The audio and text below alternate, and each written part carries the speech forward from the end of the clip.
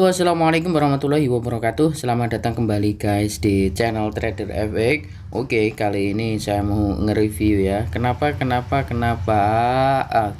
kemarin saya kena SL ya.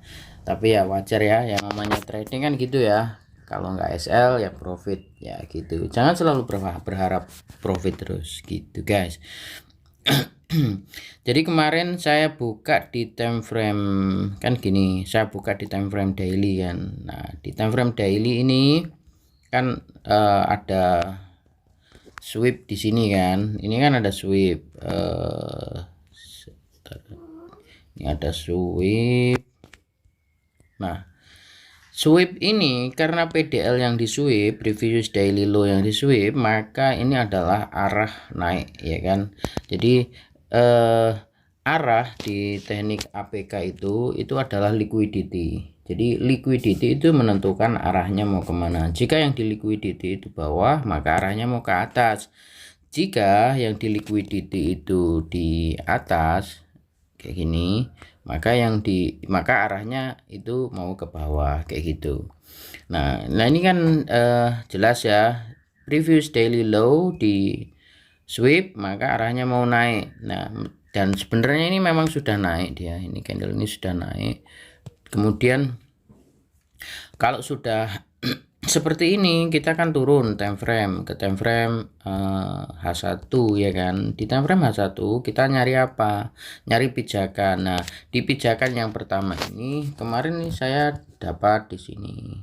Ini di fair value gap ini kan ada subten ya kan. Mana subten ini? Di sini ada fair value gap in, di sini ada fair value gap out. Jadi di sini saya entry buy dan TP kemarin di sini. Kemudian ketika dia turun saya berharap di sini naik. Ternyata ya bener sih sebenarnya naik. Cuman kan SL-nya enggak ketutut gitu, enggak nyampe, akhirnya kena. Nah, di sini yang di sini ini kelewat saya. Kenapa? Karena saya menunggu apa namanya? Seperti yang di video saya kemarin, saya menunggu kayak gini. Ada diambil lagi baru kayak gini. Ternyata enggak sideways gitu. Nah, kan ini ya sideways nih. Terus langsung terbang aja. Dan itu saya kelewat, saya nggak ngelihat ini pas waktu kejadian. Sebenarnya kalau diperhatikan ini juga mengambil apa namanya, kalau di H1 ini ngambil nih ya, nge-sweep ini. Cuman kan ketika sweep ini kan dia langsung kenceng naik. Nggak tahu kalau di time frame bawahnya. Coba kita tandai dulu. Oh, kenapa kok nganalisa ini? Saya mau nganalisa ini tadi, sorry. Nah, ini kemarin itu gini, saya itu nggak apa namanya, saya hapus saja dulu ya, saya hapus semua aja, saya hapus aja biar rapi dulu. Kemarin itu saya nggak ngelihat ini, sebenarnya ini sebuah tanda ya. Ini kan fair value gap ya kan, ini fair value gapnya. Nah, terus kemudian kan terlihat ini candle ini masuk ya kan. Candle ini juga masuk, candle ini masuk. Nah, kuncinya di sini, di candle ini ada shadow panjang di atas ini dan tidak mampu close di previous candle high sebelumnya. Ternyata di bawahnya jadi kan nge-sweep. Biasanya kalau sweep kayak gini berarti mau ada penurunan dan penurunannya lumayan. Nah, dan saya hanya mengantisipasi di zona fair value gap ini. Dan satu lagi ternyata dia kan ngambil fair value gap di H4. Kemarin saya abaikan di fair value gap di H4 ini. Oh, dia kan. Karena saya pikir fair value gap di H4 sama di H1 itu kan bertumpuk lah kurang lebih ya. Makanya saya pilih di H1 aja. Ternyata sampai ke separuhnya fair value gap H4 ya kan. Jadi ini sampai ke diskon ya, diskon ini lebih dari separuh kan, berarti masuk ke diskon dulu baru naik kan gitu. Oke, untuk hari ini saya tetap akan mencari peluang buy tetap, karena kan dia masih tertahan nih di fair value gap H4 ya kan. Nah, terus kalau seperti ini berarti saya turun ke M15 nanti untuk mencari konfirmasinya. Nah, ini Di M15 sendiri ini belum ada market apa ya, belum ada change of character ya, enggak. Tapi ini saya ada fair value gap sell di sini. Nah, ini. Terus kemudian ada fair value gap buy juga di sini. Oke.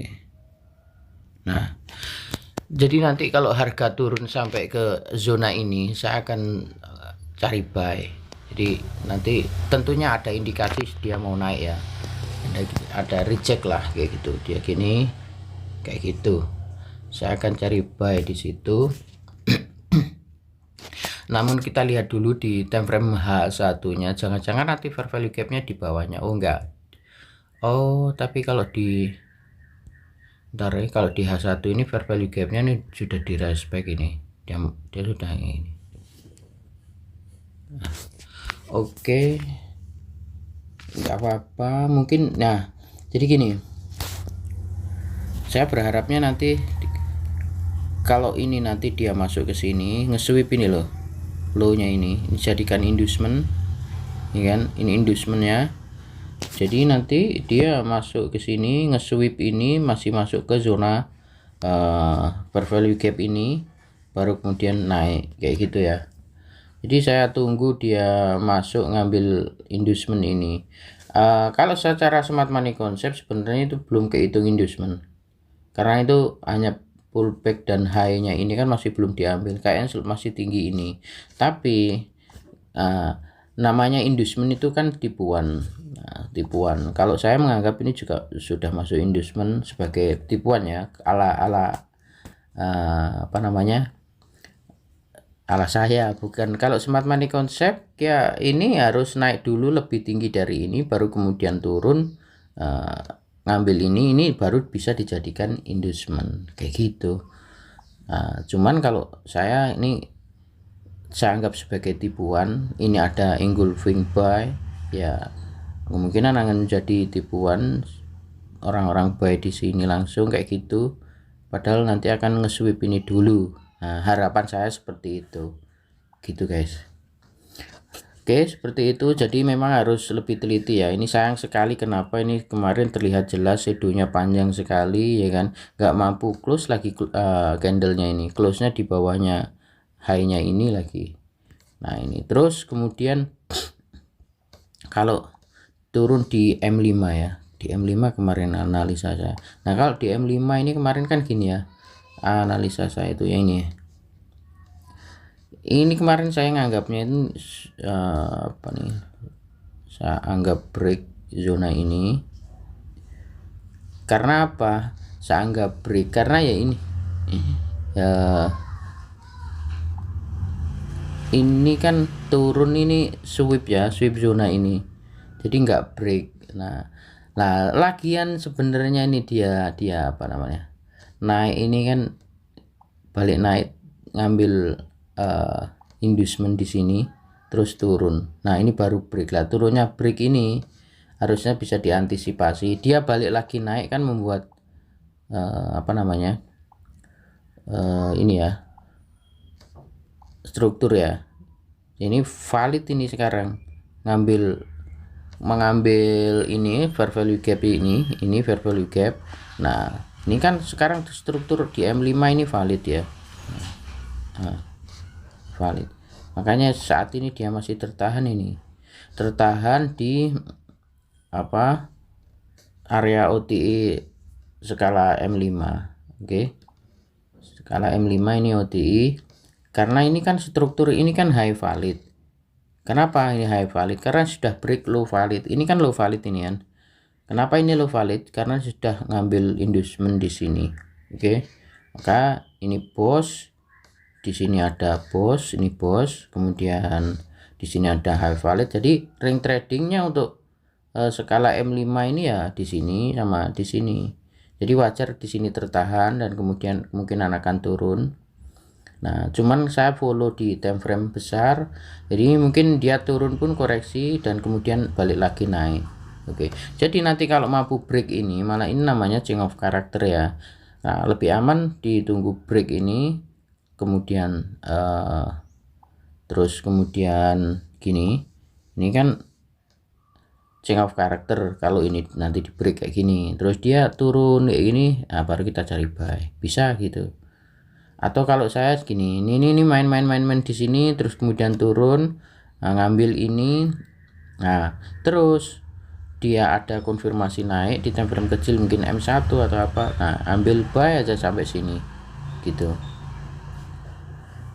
Nah kurang lebih seperti itu guys pandangan saya. Jadi ya tetap kalau saya pribadi di sini masih berpandangan buy, kecuali nanti kalau di apa namanya time frame H4 ini sudah fair value gapnya ini sudah dimatikan ya kan, dia balik lagi turun dan ini ada fair value gap sell. Nah ini baru kita akan cari sell ya, kurang lebih seperti itu. Sharing kita kali ini saya akhiri. Wassalamualaikum warahmatullahi wabarakatuh.